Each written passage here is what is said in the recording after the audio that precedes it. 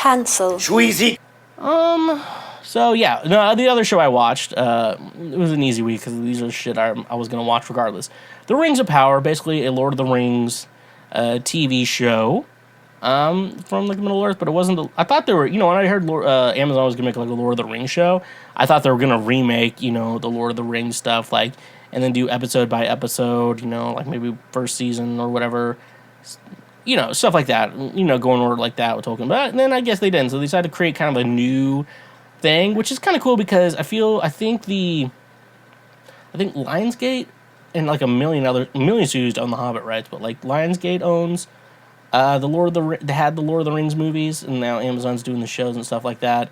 So this is a great way for them to like basically connect with the show, but at the same time, like it doesn't necessarily need to be like visually the same or the same characters and stuff like that, So it's kind of cool. I grew up Christian. If everyone fucking take a drink again. And the only times that you were allowed to watch anything like fantasy or science fiction, it would either had to be Lord of the Rings or Chronicles of Narnia. Now, the Chronicles of Narnia, it was very, very much just very Christian allegories. That's like the whole story is like Aslan died for Peter, and then he rose again from the dead because it was a sacrifice, kind of like Jesus did. Lord of the Rings doesn't really have that. Just J.R.R. Tolkien was just a Christian himself, and liked friends with he was friends with C.S. Lewis, and they hung out together and talked and believed different things. So, that's what I like Lord of the Rings a little bit more. They're like, oh yeah, you don't have to be super fucking Christian to enjoy this. You can be anyone, but I was Christian, so I think about that good and evil. Which, there was one thing they said, it was like the very first episode. It was like over Tubbs voiceover from Galadriel. It was nothing is evil in the beginning, which was kind of cool because it's like, are people born evil? Are we evil, or are we corrupted and become evil? Very cool things. Very, very cool things. So yeah, that's cool, regardless of your faith as well.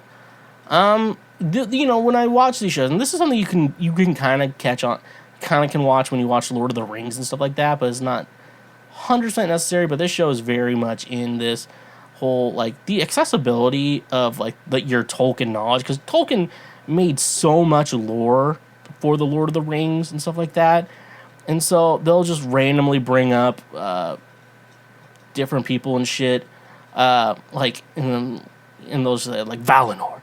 The Valar are going to be into, and then like, and you as a viewer, and if you don't know anything about Lord of the Rings, you're watching, like, what the fuck are Valar? And it was like the trees of Valar. I'm like, what the fuck do those have to do with anything? And it was like the first age, the second age, the third age. It's like there's so much lore in Lord of the Rings, and that like you have to like do research on what the fuck is going on. Luckily, I found like I watched a lot. I think with Lord of the Rings, the best one was like Screen Crush. If I watch any Marvel content, I usually go through like New Rockstars and stuff like that on YouTube. Go check them out. Like, they'll do a good job of explaining everything, going over each individual thing, trying to find all these Easter eggs, because that's their YouTube page, baby. But but Harry Potter, I know a lot about the Harry Potter lore, but I always feel like when I go over new content, or when I initially read the Harry Potter series, you kind of understood the lore pretty easily. Like, explaining the Deathly Hallows was in like a short story, and like you basically kind of had the whole Deathly Hallows figured out after that story. But even then, like, you don't, like, you watch Lord of the Rings and like you see the One Ring rolling. I was like, okay, it makes you invisible, but not always, and it attracts Sauron sometimes. But then there's that one time Bilbo used it and snuck in to talk to Smaug, but it didn't bother him then, but it bothered during. See, it's like confusing, and they don't like. You have to like research. You have to like read a book to understand like one thing in this. I know, like I some more examples. I think I have like, like that's like Valinor. That's like the Undying Lands. That stuff like that. Ishtar or Ishtari. Those are the wizards. Valar, like elves, special elves, god elves, and stuff like that. So yeah, it's just it's very fucking crazy, You have to like read another book to understand one book, and I think Tolkien overcomplicated the lore. I love it, but he really overcomplicated it for sure. Then, like, to put into context, like, when does this show take place if you haven't watched it? Some people may not know that. So, what I know is, I think this world, the Middle Earth ages or whatever, split up into 3 ages. I think the 4th age is after the Lord of the Rings ending. Like, the first age, I believe it was Morgoth. It was the big bad guy and his sidekick Sauron. And that age ended in the death of Morgoth and then Sauron's disappearance. Someone commented like, well, actually, it's actually about the first age ended when this happened. Like, shut the fuck up. Second age, second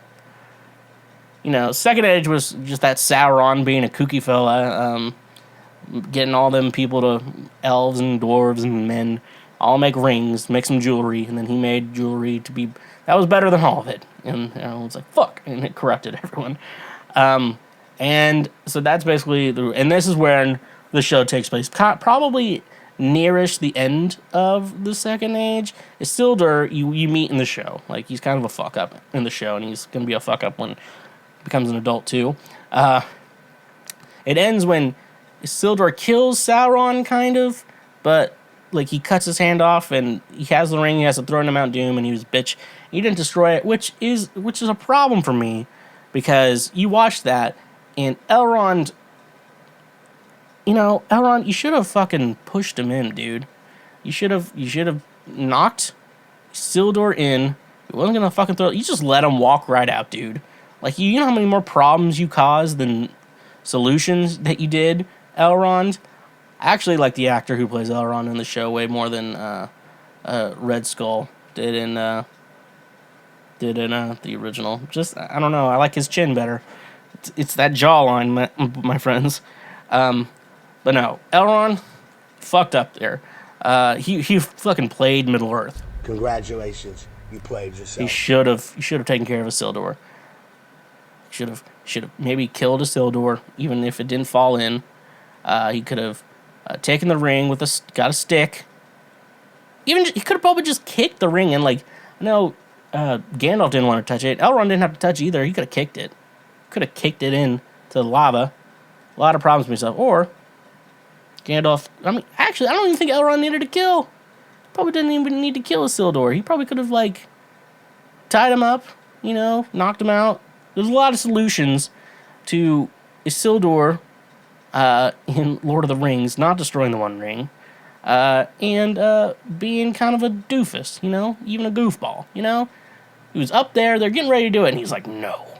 So, Isildur's been a fuck up for his entire life. And Elrond just let him fucking walk out. Elrond just let him, I don't know who's worse. Elrond just let him fucking walk away with it. What a goofball. Alright, and that's basically into the third age. And then the second age. The third age basically is when The Hobbit takes place and The Lord of the Rings takes place, ending when Frodo gets his finger bit off and Gollum and the ring fall into Mount Doom and get destroyed, and we all live happily ever after. So that's some cool shit right there. So that's basically the ages explained to you, and Isildur being a fucking bitch. But then there's also been a side story of this stranger that fell out of the sky, and the stranger has magical powers, a long hair and a long beard, and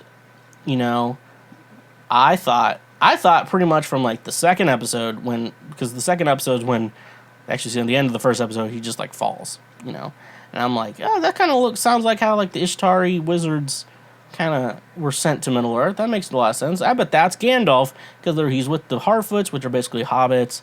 They eventually become hobbits, and stuff like that.